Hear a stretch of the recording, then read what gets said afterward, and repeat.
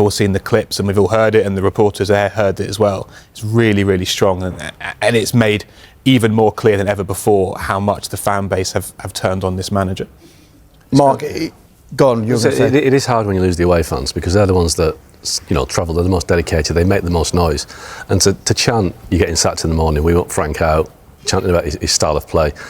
It's a long way back from that, and I know the club are trying to back him as long as possible, but it's kind of hard, because I do have sympathy for Thomas Frank in the sense that his best players have been missing virtually all season. James Maddison, Kulusevski, Solanke's been out a long time as well.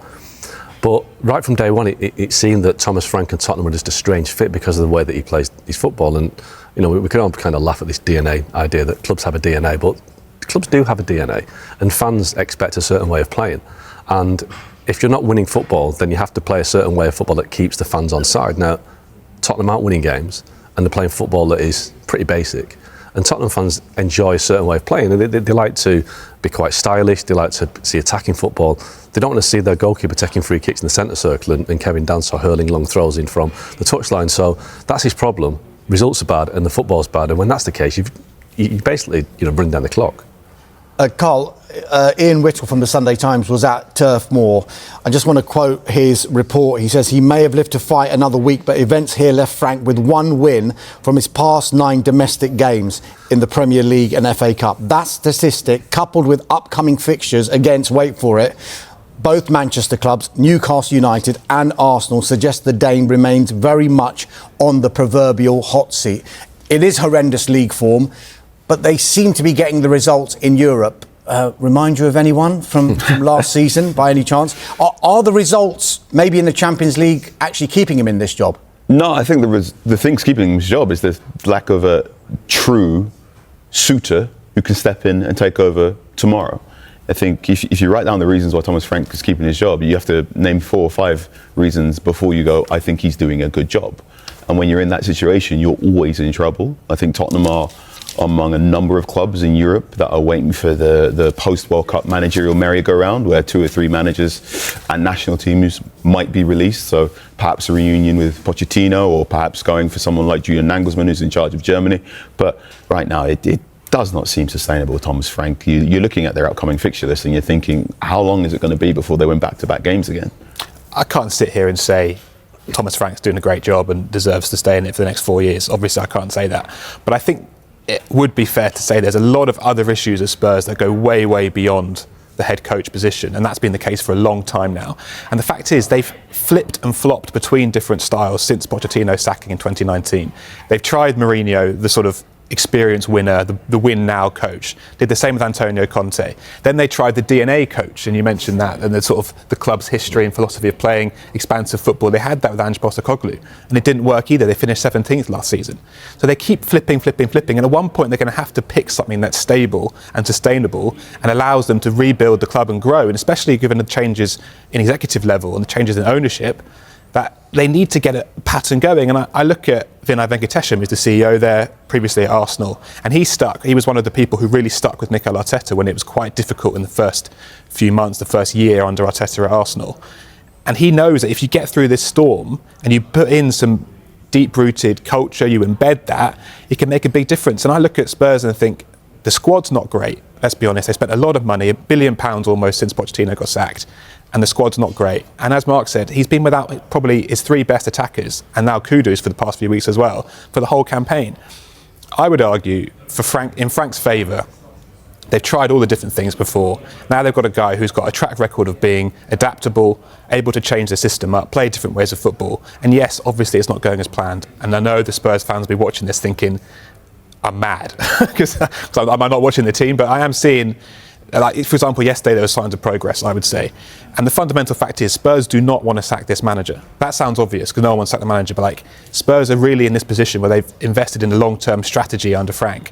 And to just throw it all away for the sake of an interim for a few months and then come the summer, it's really hard. To Carl's point as well, we looked at the odds for the potential next Tottenham manager last night, and it's Mauricio Pochettino, which is basically a fantasy because right now he's going to manage the US in the World Cup. He's not going anywhere until July.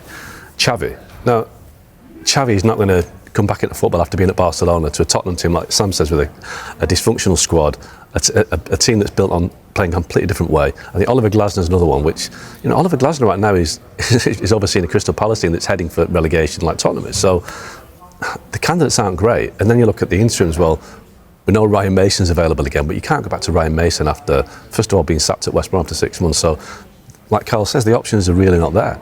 There really isn't anybody that can come in and say, right, we're going to stabilise the ship until the summer and then look again. And also, Man United are looking for a manager. Liverpool may be looking for a manager in the summer. Man City may be looking for a manager in the summer. So Tottenham, at that stage, will be 4th or 5th or 6th choice of the top managers. So maybe they stick with the guy they've got, despite the fact he doesn't really fit. It's difficult in that Spurs, to a degree, have been here where they are realising their current head coach is not well suited to this moment, and then also looking to bring someone else in. However, as Marcus just said, there are going to be a number of clubs in there. So you have the sort of Mourinho to Nuno experiment, where Nuno, I believe, was at 5th, 6th choice on the list there. Yeah. So now the other thing there is you say all that, and I'm sure there's Spurs fans going, shouldn't that mean Spurs should move now quickly while everyone else is going through their own processes? It's a really murky situation. I think what you've got here is a problem is, yes, I do believe Thomas Frank is highly adaptable. The problem is the plans he's adapting are suboptimal regardless of what he's doing. There's no right way to win, but there are different ways you can fail. And I think the way that Thomas Frank is failing right now isn't appealing to the Spurs fan base for good reason. This is not good enough football. It took a very, very last minute goal from Christian Romero to salvage this draw. It's far, far, far from the level that the Tottenham team thought they were at.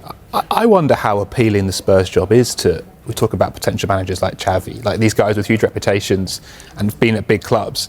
I'm not sure it is. You look at that club right now, the stadium's great, but the results at home terrible. The atmosphere at home is not great. The fans and the players clearly haven't got a great relationship, and you've seen that on a few occasions. The fans and the club historically haven't had a great relationship. They pay extraordinary high season ticket prices, and it's generally quite an old fan base, and it's not quite as young and enthusiastic as perhaps some of the fans of other clubs might have, or some of the players perhaps would like. Like, it's not an easy club to turn in, and Thomas Frank described it as a tanker the other day, a super tanker turning around. And that's from someone who's been there at Brentford and seen how a good club runs efficiently. And he's come in and after 6 months said, this is a super tanker, it needs turning around. So he's clearly seeing deficiencies internally. And I think any manager from afar looking in would think, that's a great club, great stadium, great history, but that's not an easy job at all. Mark, I know you guys have said, right, there's going to be so many more options come the summer, so give Thomas Frank that chance, particularly for the rest of this season. However, I mean, whisper it quietly, there are some people even suggesting that they might get dragged into a relegation fight. They're 8 points off the relegation zone. Is that another reason maybe to act now, as Carl maybe said, that some of the Spurs fans are demanding that the club do? But changing a manager doesn't always mean you're going to improve. I mean, look at Man United last season. Ruben Amorim came in, they got worse, really badly worse. So the same could happen to Tottenham. They could bring a coach in who's not quite as experienced or as certainly Premier League tested as Thomas Frank, and that could drag them into the relegation zone. I mean, could they go down? They could do. I mean, look, West Ham have suddenly got onto a roll, haven't they, right now? West Ham have won back to back. You can see West Ham getting a bit of momentum. I think West Ham have got Chelsea next week and Burnley after that. So I think it's unlikely, but if teams beneath them start to get points, and you mentioned that run of games that Spurs have got next month, I mean, I don't see them getting many points out of that run at all. So yes, they could. I don't think they will, but I think the best course of action at Tottenham will be to sit tight until the summer, try and get through this storm, try and get your players back, and then see where you stand in the summer. But I think it's an outside chance to get relegated. I think it's unlikely.